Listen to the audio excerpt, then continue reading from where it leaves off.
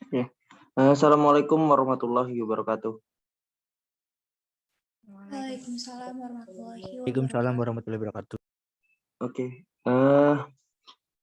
Ini di sini jangan lupa ngisi presensi ya. Saya lihat yang hadir di sini lebih banyak daripada yang presensi. Oke, kita mulai aja kuliahnya untuk hari ini. Ntar saya tampilkan materinya.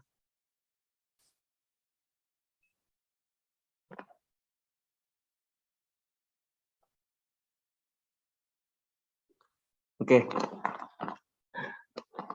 Materi kuliah untuk minggu ini adalah arus. Sebelumnya kalian sudah pada download materinya dan juga ini ya, apa namanya?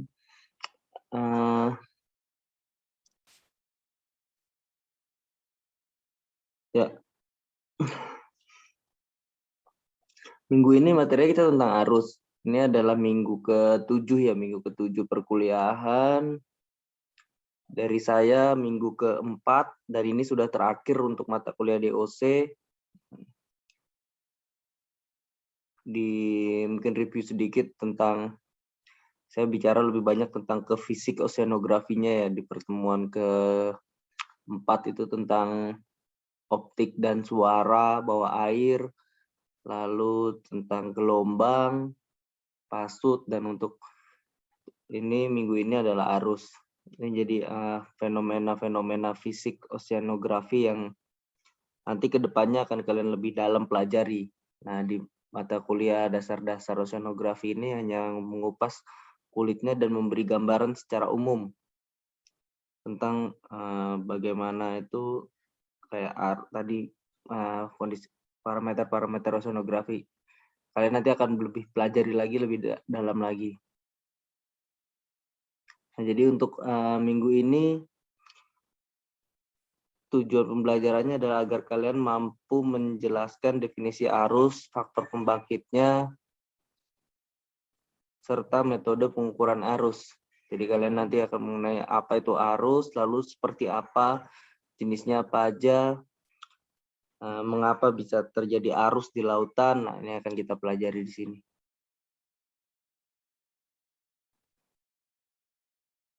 Ya. Kalau suara saya agak terganggu, koneksinya kurang buruk, diinterupsi aja ya, silahkan. Jadi apa itu arus? Nah, menurut Pond and Picard, arus itu adalah proses bergeraknya massa air laut. Jadi arus laut adalah proses bergeraknya massa air laut, baik itu secara vertikal maupun secara horizontal untuk menuju kesetimbangan hidrostatis. Jadi kata kuncinya di sini adalah bergerak, nah bisa vertikal, bisa horizontal untuk mencapai kesetimbangan hidrostatis. Nah, kenapa di lautan itu ada arus ya? Pertama penyebabnya salah satunya karena ada angin. Nah, ini yang menyebabkan arus yang ada di permukaan. Kita sebut sebagai surface circulation. Lalu selain disebabkan oleh angin, ada juga disebabkan oleh perbedaan tekanan horizontal. Nah, seperti apa itu nanti tekanan horizontal akan dideskripsikan di slide-slide berikutnya. Ada yang disebabkan oleh perbedaan densitas, ada yang kita sebut juga arus geostropik. Nah, arus ini akan lebih bermain di bawah permukaan. Nah, ini yang komposisinya di lautan tuh lebih banyak sebenarnya. Arus yang di permukaan itu ada arus yang disebabkan oleh angin, nah itu hanya 10-25%.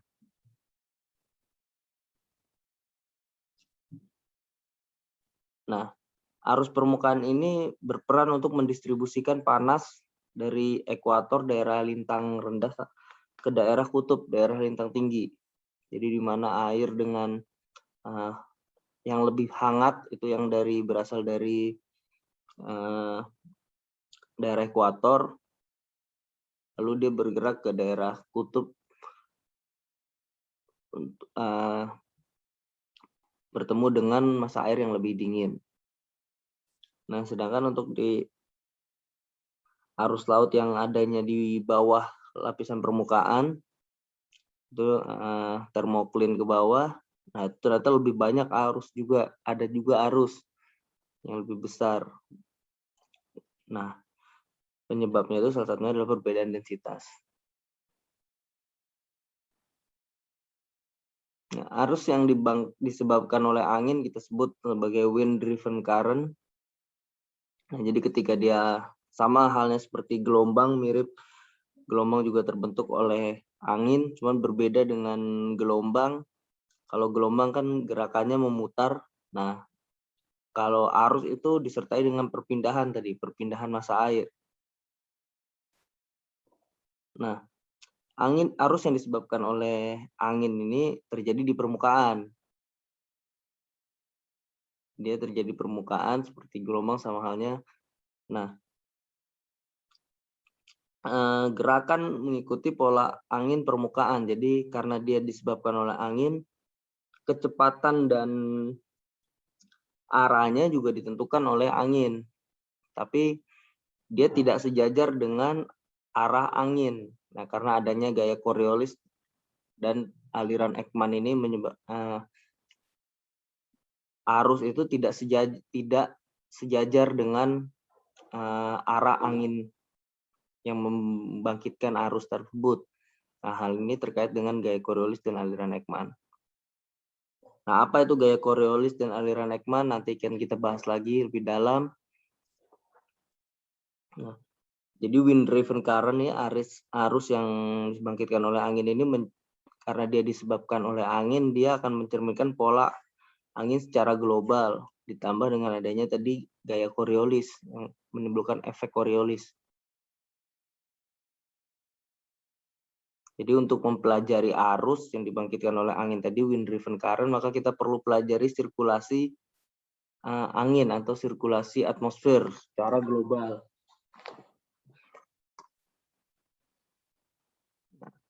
Sirkulasi atmosfer secara global itu disebabkan karena adanya perbedaan pemanasan bumi oleh matahari. Daerah dengan lintang rendah atau daerah ekuator itu akan lebih panas daripada daerah kutub.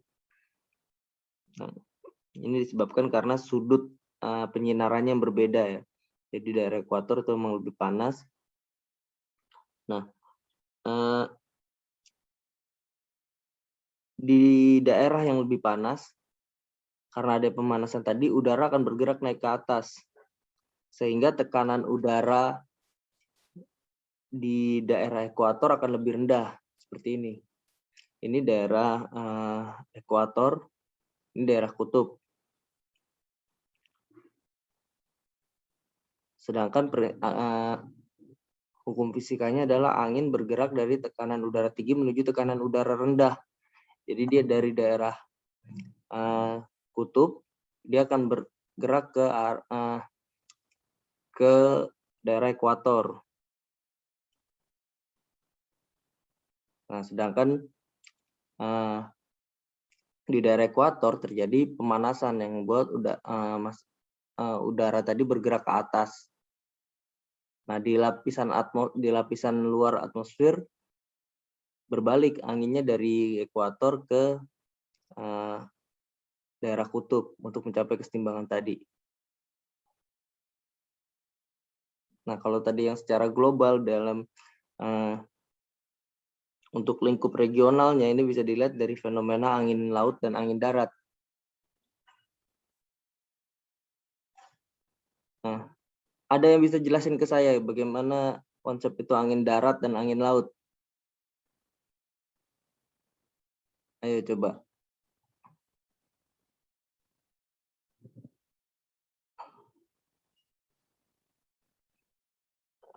Siapa nih? Bahrul Hikam, coba Bahrul Hikam. Masih nyimak nggak dia nih? Iya, Pak. Ya, coba bisa nggak bantu saya menjelaskan angin darat dan angin laut?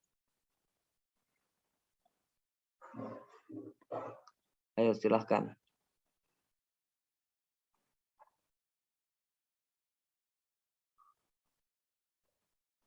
Mana tadi Bahrul? Ya, Pak. Bentar.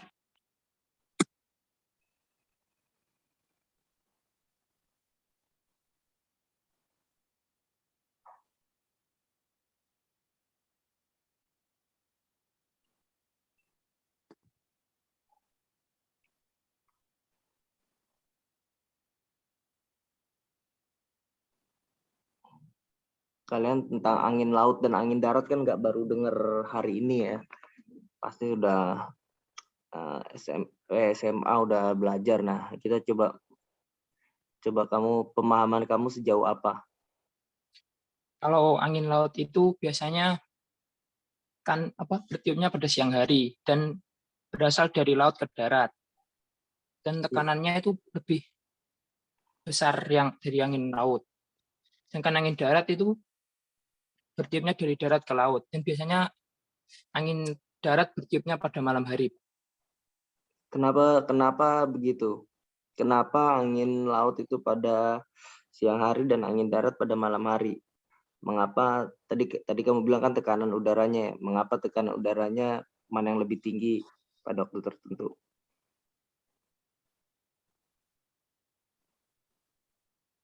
Bisa dijelaskan sampai ke situ? Kurang tahu, Pak. Hmm? Kurang tahu. Ya, oke, terima kasih. Sudah lumayan. Oke, saya lanjut lagi ya. Jadi kalau sifat air itu kan dia lebih baik untuk menyimpan bahang ya, menyimpan energi panas daripada di di daratan gitu. Laut lebih baik menyimpan energi panas. Jadi ketika dia siang hari, darat itu akan lebih hangat dibandingkan di laut, karena di laut itu pas malam tuh masih dingin dia kan.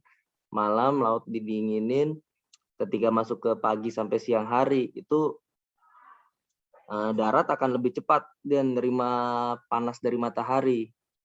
Sedangkan laut itu masih sulit dia. Jadi sifat air itu dia lebih lama berubahnya, suhunya berubah dibandingkan dengan di daratan.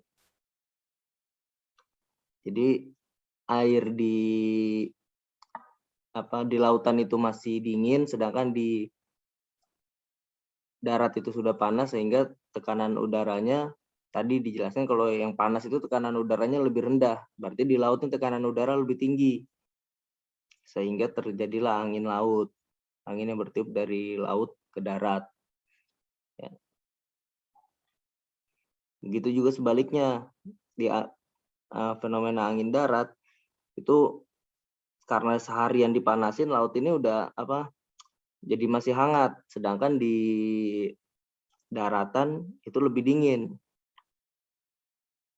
Nah, sehingga tekanan udaranya lebih tinggi di darat.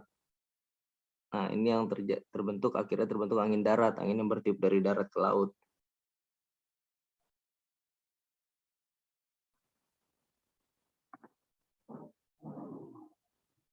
Oke.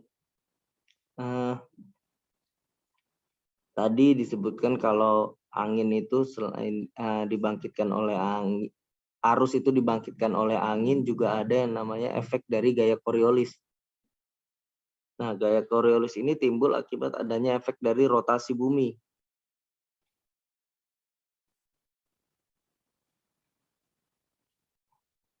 Nah, jadi karena bumi kan berotasi dalam sehari, bumi itu kan berotasi butuh waktu 24 jam ya. Dalam satu hari tuh, siang malam kan 24 jam. Sebenarnya 23 jam, berapa sekian menit lah. Nggak pas 24 jam. Nah, dalam waktu 24 jam itu, setiap titik di permukaan bumi, di ekuator, daerah subtropis sampai daerah kutub, itu kan jarak tempuhnya berbeda. Nah, karena kalau di daerah ekuator ya jarak tempuhnya itu, jarak tempuh rotasinya ya seluas ini, diameter dari bumi gitu. Sedangkan daerah kutub akan lebih pendek jangkauannya. Nah, karena adanya efek dari rotasi, maka akan ada pembelokan angin tadi. Ketika dia dari daerah kutub sampai ke daerah ekuator, angin bertiup tadi kan dari tekanan udara tinggi di daerah kutub ke daerah ekuator yang tekanan udaranya lebih rendah. Nah, dia bergerak akan ada pembelokan. Kalau di belahan bumi utara dibelokkan ke kanan, sedangkan di belahan bumi selatan dia akan dibelokkan ke kiri. Seperti ini belahan bumi utara dibelokkan ke kanan. Nah, sedangkan di belahan bumi selatan dia akan dibelokkan ke kiri. Nah, seperti ini sirkulasinya.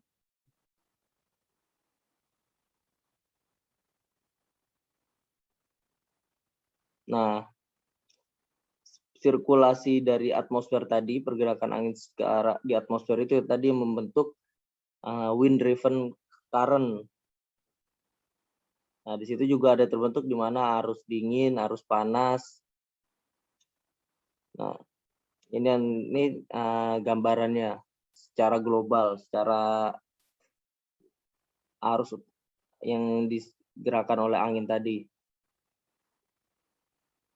Nah, kalau tadi disebutkan kalau arus wind driven current tadi itu dia tidak sejajar dengan arah angin. Nah, ternyata memang kalau misalnya angin bertiup ke utara gitu, nah arusnya juga dia nggak bergerak mengikuti sama-sama ke utara, tapi dia akan dibelokkan sebesar 40 derajat. Nah, dibelokkannya kemana tergantung di posisinya di mana. Kalau di gambar ini dilihat bahwa angin bertiup ini arahnya seperti ditunjukkan oleh panah kuning. Nah, maka akan menghasilkan arus yang digambarkan oleh panah hitam ini. Nah, semakin ke bawah dia semakin belok, tapi kecepatannya semakin berkurang. Ya. Nah, kalau dilihat garis-garis vektornya ini yang disebut sebagai spiral Ekman. Sedangkan transport Ekman adalah ini panah yang biru ini. Jadi dia tegak lurus terhadap arah angin. Nah, jadi kalau misalnya anginnya ke utara di belahan bumi selatan, dia akan menghasilkan transport Ekman ke arah barat. Jadi kalau misalnya angin bertiup dari selatan ke utara, karena dia dibelokkan ke kiri, maka dia akan ke arah barat. Nah, tapi kalau di daerah di belahan bumi utara, nah dia akan dibelokkan ke arah kanan. Nah, ini yang perlu kalian, ini perlu di sini saya cetak tebal, nanti kita akan lebih banyak bicara tentang ini. Nah, jadi arus yang kalau kita lihat ini yang dibangkitkan oleh arus yang disebabkan oleh angin, dia arahnya nggak sejajar.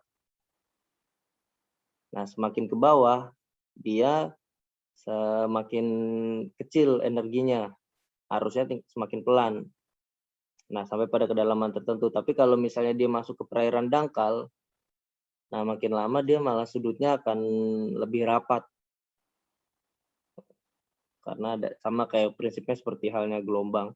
Dasar perairan mempengaruhi juga energinya. Nah, tadi kita sudah bahas transport Ekman, bagaimana mekanisme terjadinya transport Ekman. Nah, di daerah pesisir Ekman transport ini atau transport Ekman akan menyebabkan terjadinya mekanisme upwelling dan downwelling. Jadi kalau upwelling itu massa air bergerak ke atas, sedangkan downwelling itu massa air bergerak ke bawah. Nah, perhatikan gambar ini. pada gambar yang A, ini di sini contoh kasusnya terjadi di belahan bumi selatan ya. Jadi kalau angin datang dari selatan, maka transport Ekmannya ke arah tadi di bumi selatan berarti dia dibelokkan ke kiri ya. Maka dia akan menuju ke arah barat. Ini Ekman flow-nya seperti pada panah warna ini biru. Harusnya akan Ekman flow akan membawa massa air ke arah barat. Nah, ketika misalnya di daerah timurnya itu adalah daratan, maka massa air yang ada di daratan ini akan dibawa menjauhi ke arah laut, sehingga terjadi kekosongan massa air di sini. Kekosongan massa air tadi ini diisi oleh massa air yang ada di lapisan yang lebih dalam. Jadi tadi dijelaskan kalau Ekman flow semakin ke dalam maka arusnya akan semakin pelan. Nah, karena dia semakin pelan, maka dia akan masuk massa air yang ada di bawah untuk mengisi kekosongan tadi akibat disebabkan oleh transport Ekman. Nah, ini yang menyebabkan yang namanya fenomena upwelling. Nah, sedangkan kalau masih sama kasusnya di belahan bumi selatan, tapi anginnya datang dari utara. Anginnya datang dari utara, maka transport Ekman akan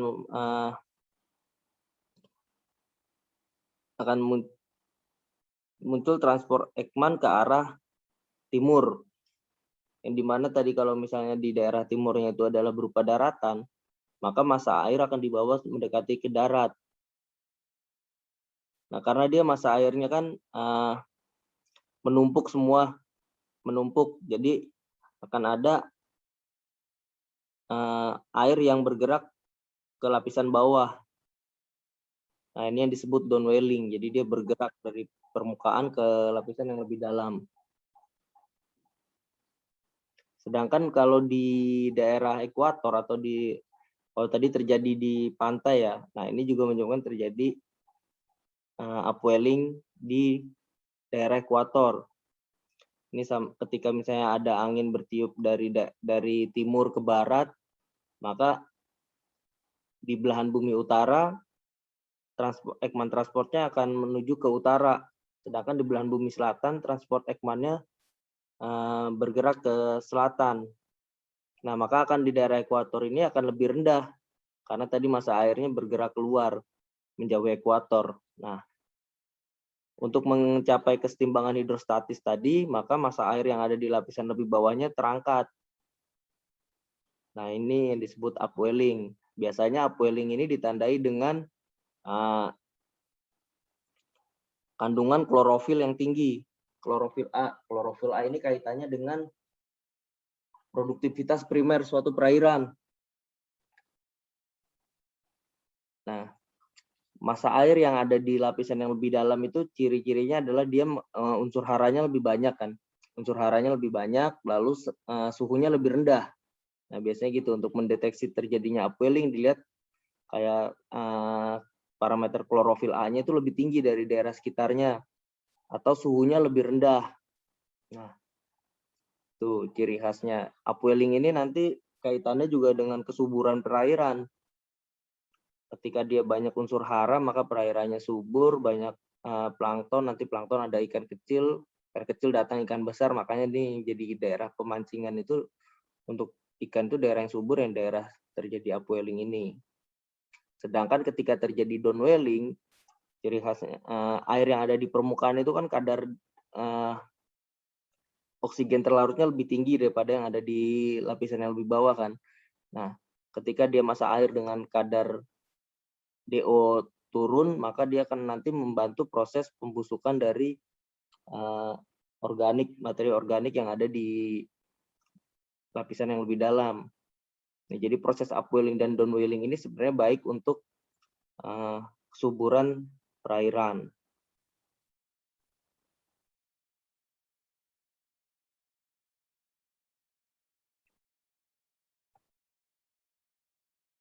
Nah, selain tadi wind driven current, ada juga arus geostropik. Jadi arus geostropik itu disebabkan oleh gradien tekanan mendatar.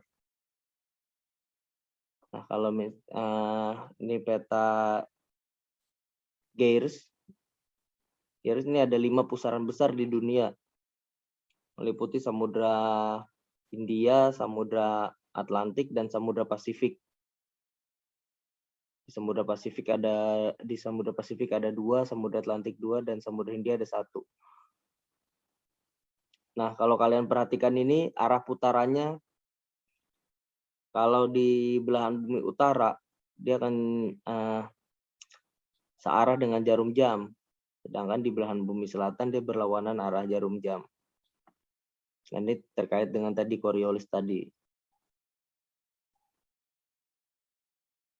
Nah, jadi kalau ada angin pusaran angin, siklon,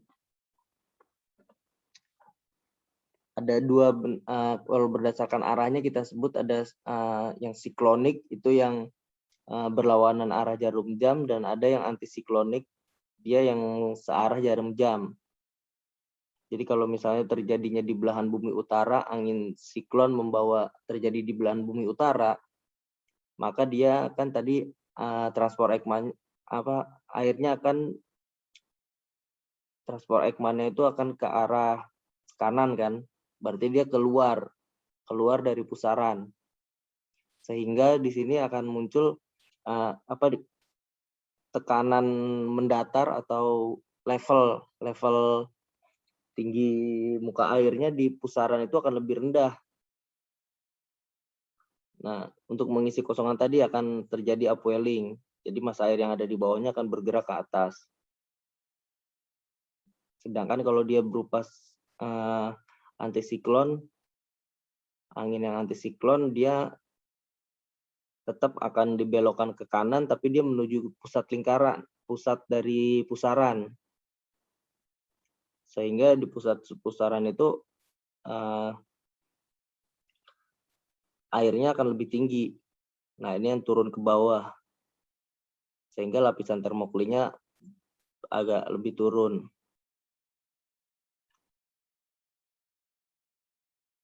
Nah, yang berikutnya arus termohalin. Ini timbul karena adanya perbedaan densitas. Densitas itu disebabkan, kalau di perairan densitas itu ditentukan oleh suhu dan salinitas. Itu sebenarnya sudah dijelaskan lah sebelumnya. Jadi misalnya, coba tolong ada yang bantu saya jelaskan bagaimana densitas air laut berdasarkan suhu dan salinitas. Pengaruhnya apa? Coba bantu menjelaskan saya. Talita Nada.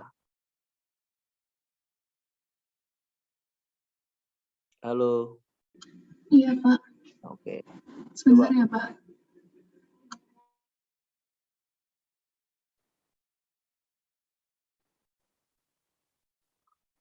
Masih ingat nggak? Ya, Pak. Berdasarkan suhu dan salinitas, air pada laut semakin dalam suhunya, maka suhunya akan semakin dingin. Sementara salinitas apabila semakin dalam juga salinitasnya akan semakin tinggi. Seperti itu, Pak. Lalu kaitannya dengan densitas seperti apa? Misalnya ketika suhu tinggi, densitas gimana?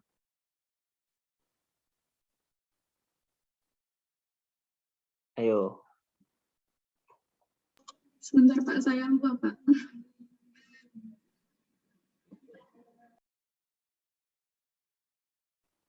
Kan sudah dipelajari tentang sifat dasar air kan ya? Di pertemuan awal-awal dari Pak Tri. Jadi ketika air dipanaskan, densitas itu kan berat jenis atau istilahnya berat jenis. Jadi satuannya kilogram per meter kubik. Jadi ketika dia misalnya massa per volume ya. Jadi misalnya dia kalau densitas air laut berapa? Ada yang tahu mana yang lebih besar, densitas air laut atau densitas air tawar? Ayo, siapa yang bisa jawab? Cuman pilih antara air laut sama air tawar, mana yang densitasnya lebih besar.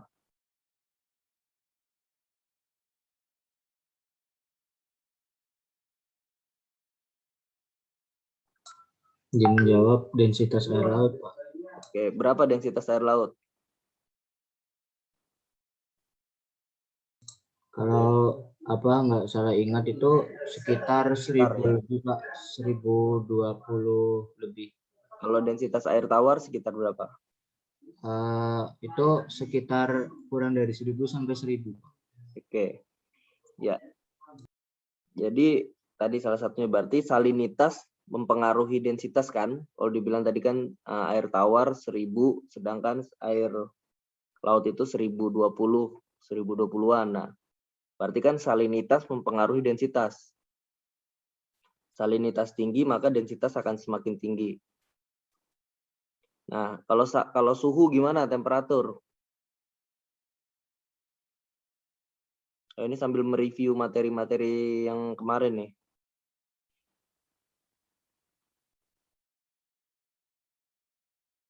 Siapa yang bisa bantu jawab?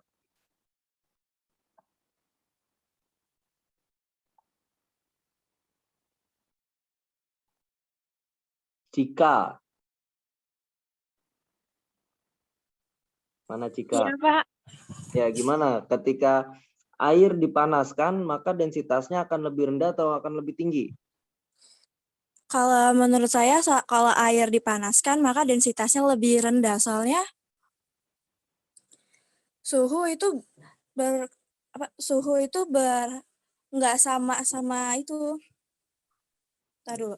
Suhu itu berlawanan sama salinitas, Pak. Jadi kalau misalnya suhunya naik, maka salinitasnya tinggi. Iya. Suhunya naik, salinitasnya turun. Soalnya kalau suhunya ditaikin kan partikel-partikel yang ada di dalam si cairannya itu dia akan menguap juga, Pak. Jadi menurut saya gitu. Kalau suhunya naik, salinitasnya lebih rendah. Ya, suhu naik, salinitas lebih rendah. Ya. Ya, sifat air, terima kasih ya. Jadi sifat dasar air memang gitu. Ketika dipanaskan, maka jarak antar molekul yang ada di air itu dia akan merenggang. Jadi ketika ditimbang untuk volume yang sama, dia akan lebih ringan. Itu. Sampai nanti pada titik 4 derajat Celcius, nah dia akan mulai membalik tuh. Itu di sifat dasar air. Ini review aja sekilas.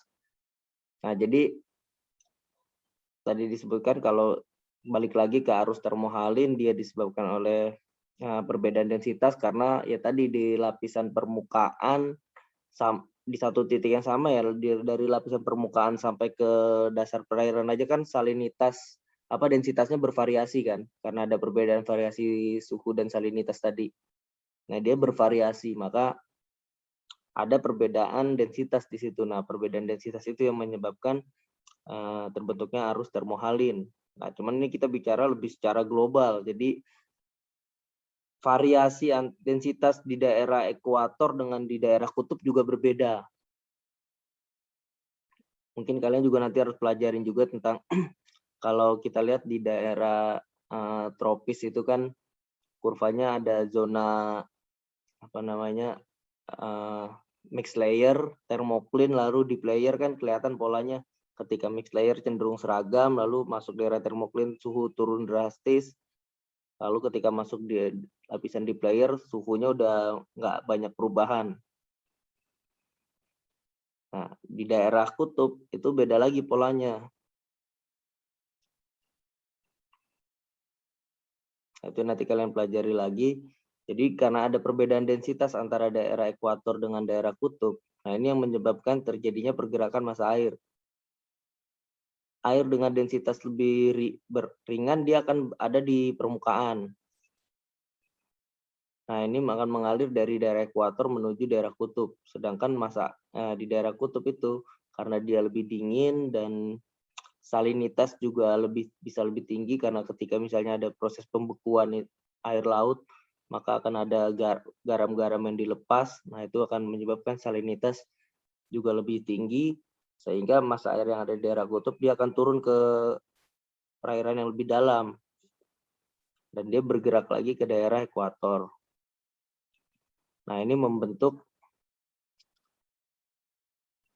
sirkulasi arus secara global yang dikenal sebagai grid conveyor belt. Jadi kalau dijelaskan di sini tahapannya massa air yang lebih berat, yaitu dengan cirinya yang lebih dingin dan salinitas lebih tinggi, terbentuk di lapisan permukaan Samudra Atlantik Utara dan tenggelam sampai karena dia lebih berat, maka dia akan tenggelam turun, kemudian menyebar ke daerah selatan tadi. Jadi dari yang massa air yang lebih dingin, dia akan bergerak dari daerah kutub menuju daerah, atau enggak di sini dari daerah utara ke daerah selatan.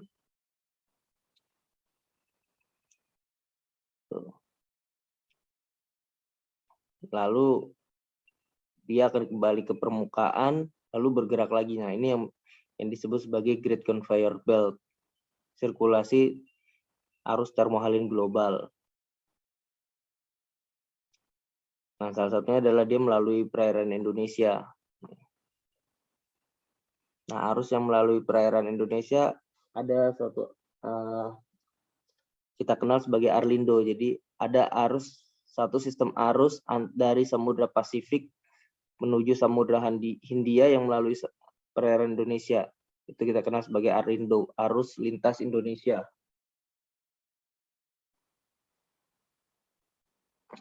Nah,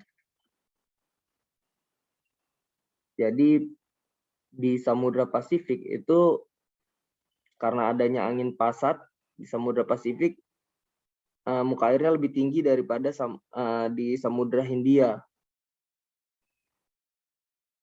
Nah, akibatnya massa air bergerak dari Pasifik ke Samudra Hindia melalui perairan Indonesia.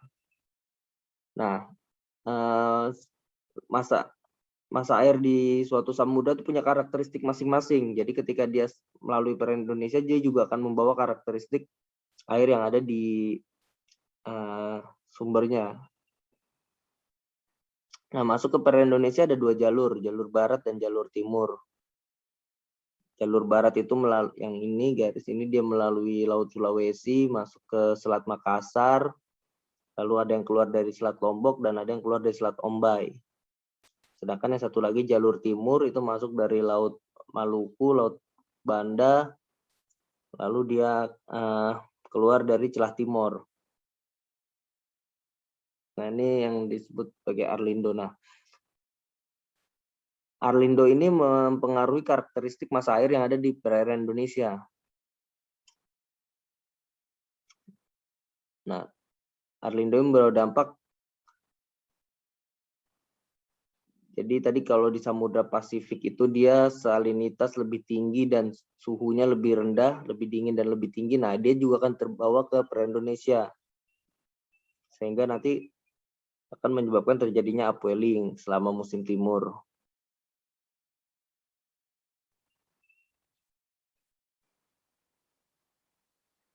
Nah, ada juga arus yang kita kenal sebagai rip current. Jadi akibat adanya gelombang pecah, dijelaskan kalau misalnya ini sudah muncul juga di tentang materi tentang gelombang. Akan ada arus yang sifatnya dia secara arus kuat tuh yang menarik ke laut. Nah, ini yang bahaya untuk kita yang beraktivitas di pantai.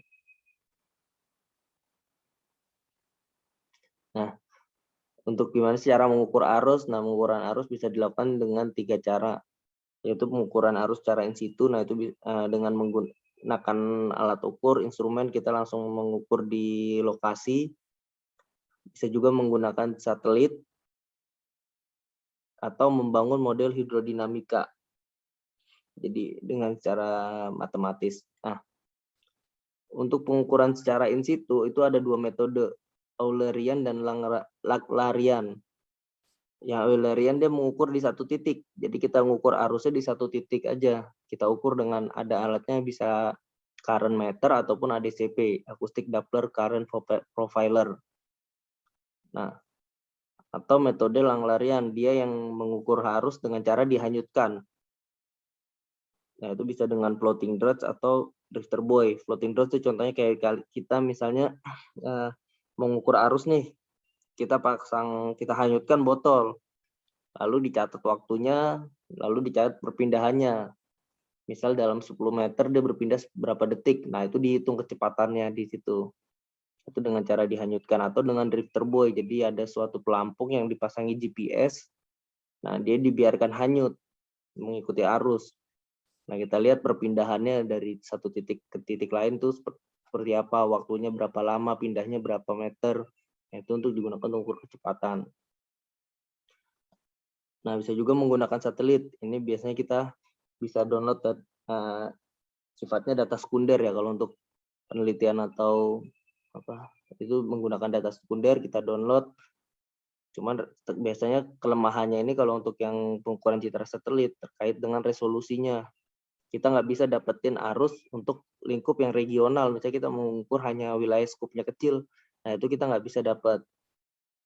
Tapi kalau secara global, sirkulasi arus secara global ya, nah itu bisa kita lihat pakai data citra dari satelit altimetri. Nah berikutnya adalah dengan membuat model. Jadi disimulasikan karena arus tadi dibangkitkan oleh gaya-gaya kita sudah tahu ya, kayak gaya arus, angin, pasut, densitas. Nah itu sehingga bisa kita modelkan berdasarkan gaya-gaya pembangkitnya. Ini contoh-contoh alat ukur, instrumen untuk ukur arus. Ini yang current meter. Ada yang modelnya seperti sebenarnya ini hanya sebagian kecil ya, modelnya banyak, variasinya banyak. Ini yang saya ambil contoh-contoh aja yang umum. Dia ada pakai baling-baling dan di sini ada pemecah arusnya. Jadi dia akan selalu menghadap ke arah arus, lalu untuk mengetahui arahnya, lalu untuk mengukur kecepatannya, arusnya ini memutar baling-baling, kecepatan bolang-baling ini, baling-baling ini yang dikonversi ke kecepatan arus. Semakin dia cepat berputarnya, maka arusnya akan semakin kuat. Kalau current meter itu hanya mengukur di satu titik pada satu kedalaman. Nah, kalau ini bentuk yang disebut ADCP, Acoustic Doppler Current Profiler, dia bisa mengukur di satu titik untuk setiap lapisan kedalaman. Dia cara kerjanya memancarkan gelombang suara, lalu partikel yang ada di air dia akan memantulkan gelombang suara tadi sehingga diterima lagi. Nah, karena ada efek Doppler, mungkin kalian sudah pernah belajar ya, ada pergeseran frekuensi akibat objek yang bergerak. Nah, itu yang dilihat. Yang ini adalah contoh drifter buoy, jadi dia dihanyutkan, dibiarkan hanyut. Di sini ada sistem komunikasinya, biasanya ada sistem komunikasinya. Jadi dia akan mengirim terus lokasinya. Dia mengirim terus posisinya di mana jam sekian, posisi di sini, nanti pindah lagi bergerak, bisa 10 menit, bisa 15 menit tergantung settingannya. Pindah lagi 1 menit, dia posisinya di mana. Nah, itu yang dikonversi jadi kecepatan. Nah, ini contoh kalau yang menggunakan model hidrodinamik. Ini juga banyak digunakan. Meskipun juga butuh data validasi ya, yang diambil dari data in situ, namanya model kan kita nggak, karena itu disimulasikan dengan perhitungan matematis, kita belum tahu kebenarannya seperti apa. Nah, itu juga perlu data in situ untuk validasi. Nah, dia akan terlihat. Nah, arus itu biasanya digambarkan selain bentuk grafik seperti ini ya, ada kecepatannya grafik, terus ada panahnya, itu menunjukkan arah. Kalau secara spasial dia bisa juga ditampilkan berupa panah vektor. Jadi arah panahnya itu menunjukkan arah arusnya, arah arus, sedangkan semakin panjang panahnya maka dia kecepatannya semakin besar. Tuh. Di sini kelihatan ini daratan, ini di Segaranakan ya, Nusa Kambangan. Jadi arusnya ini terlihat bahwa keluar masuk. Biasanya gitu memang kalau daerah kayak misalnya Selat atau Teluk ya arusnya keluar masuk aja. Dia hanya 2 arah itu, saat pasang dia masuk, saat surut dia keluar.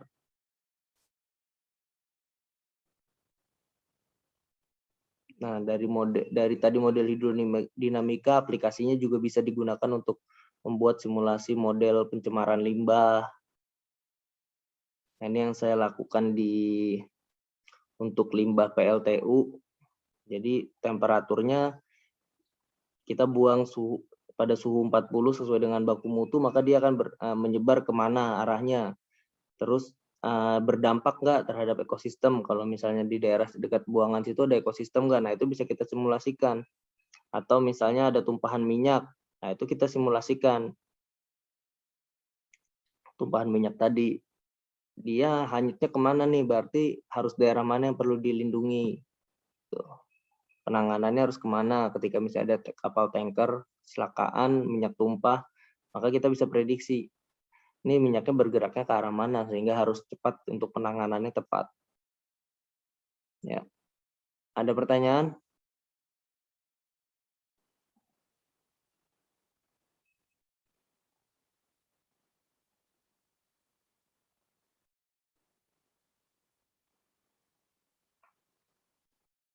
Ada pertanyaan? Oke, kalau nggak ada, terima kasih atas perhatiannya. Silakan cek Eldirunya untuk masuk ke forum diskusi. Kita diskusi di situ, lanjut diskusi di situ ya. Ya, sekian dari saya. Wassalamualaikum warahmatullahi wabarakatuh. Waalaikumsalam warahmatullahi wabarakatuh. Waalaikumsalam warahmatullahi wabarakatuh. Pak.